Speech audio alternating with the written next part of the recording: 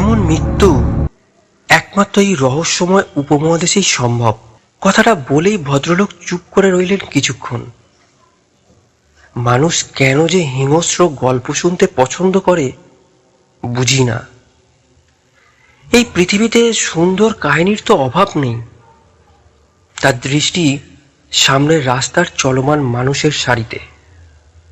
আমি চুপ করে রইলাম, কিন্তু আমার ইন্দ্রিয়গুলো সজাগ হয়ে উঠল।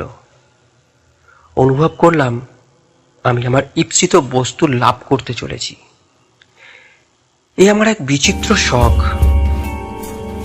যখন কোনো নতুন দেশে যাই তখন সে দেশের সেরা রহস্য হত্যাকাণ্ডের সত্য কাহিনী থেকে সেরা গল্পটি আমার সঙ্গের খাতায় তুলে রাখি।